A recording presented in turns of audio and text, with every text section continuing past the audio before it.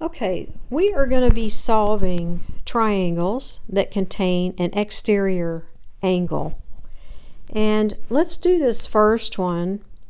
You know how to do this because, first of all, we know that when we add up the three interior angles of a triangle, we're going to get 180 degrees. And then we also know that when we have a line, that this whole measurement is 180 degrees. So when we get this angle right here, we can subtract it from 180 to get this angle. So let's do that. So here we have 50 degrees plus 50 degrees, and hopefully you can see right off there's 100 degrees, right? And we need to say, oh, 180 degrees is the total minus 100 degrees, and that's going to get us this angle right here, and that equals 80. Okay? Now we can take 180 minus, I should mark this as 80 degrees, minus that 80 degrees, right? And we're going to get this value of x. So 180 minus 80 is 100. So you may realize that we are back to this value right here. 50 plus 50 is 100. And this kind of makes sense. Well, it actually does make sense, not kind of, because we're taking this 50 plus 50, subtracting it from 180 to get this, and then we have to go back and say, well, then I got to take 180 minus the 80 to get this right here, right?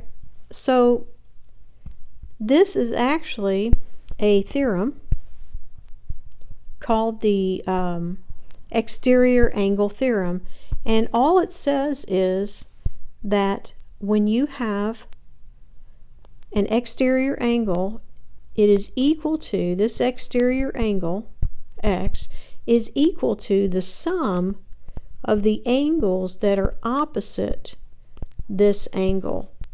There's only three total angles. This angle right here is next to it, and the other two are opposite. Okay?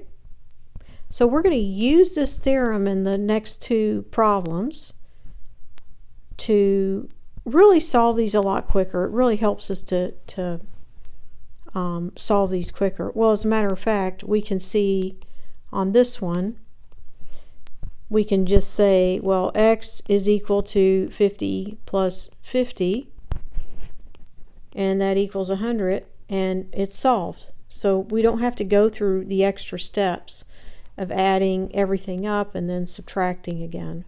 Okay? It's going to become clearer at the more of these that we do. So let's look at this one. So here's our exterior angle, and the theorem says when we have an exterior angle, it is equal to the two angles that are opposite the exterior angle. And remember, this angle here, this one right here, is right next to it, so this is the supplementary angle to this angle. Okay? But the two that are opposite are on the other side of the triangle. Okay? So now we can say, well, that exterior angle is equal to the two angles that are opposite, which are 85 plus 13x. Right? So that's the hardest part of this whole thing, is setting up the equation. And that is not too bad, I hope you see. So we're going to subtract 85 from both sides of the equation. 85 minus 85 goes to 0, so we're left with 13x on this side. And on this one we have 10 minus 5 is 5. 5 goes to 4, and 8 from 14 is 6. So now we have 65 is equal to 13x. Again, we want x by itself, so we're going to divide both sides by 13. So 13 goes into 13 one time, so we have 1x is equal to, how many times does 13 go into 65? I happen to know it's 5, so I'm going to work that out for you. 3 times 5 is 15. 5 times 1 is 5, plus 1 is 6. So it goes in 5 times. So now x is equal to 5. That is our answer. And you can reverse all of this, check it out to make sure that this all works. I will leave that up to you. And if you find an error, please let me know. Okay, and finally we've got this one. And the thing to notice on this one is we've got a right angle. It doesn't tell us what the angle measurement is in numbers, but it tells us by this square in the corner. That means this is a 90-degree angle. So now, again, we have the exterior angle is equal to the sum of the two opposite interior angles. Okay? So let's work this one out. So we've got 147 minus n is equal to the sum of the opposite interior angles, which is 90 plus 2n minus 6. Okay? I notice I've got a plus 2n here and a minus n here. I'm going to keep this, the 2n, where it is because I'd rather work with a positive n than a negative one. It'll save me time. So 90 minus 6 is 84. So we're going to just do that one step first. And we've got 147 minus n is equal to 84 plus 2n. And now I'm going to subtract 84 from both sides. Okay, because I'm trying to get that n by itself. That's my goal. 84 minus 84 is just 0. So I'm left with 2n over here. And that's equal to, let's see, 7 minus 4 is 3. And 8 from 14 is 6. So now I've got 63 minus n is equal to 2n. Now I want to bring this n over, so I'm going to add n to both sides. Let me scooch that up a little bit.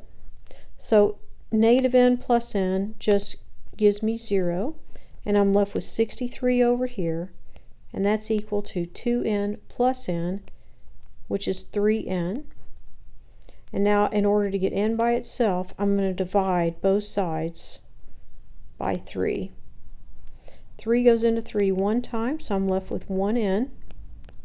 And then 63 divided by 3 is 3 goes into 6 2 times, and 3 goes into 3 one time.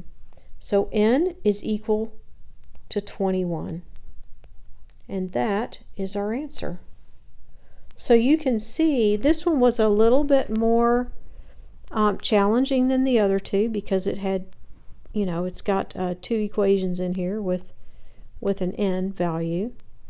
But you can see it would be a lot more time consuming if you were to add up all three angles and then solve for n and then subtract from 180 and then, and keep going the traditional way.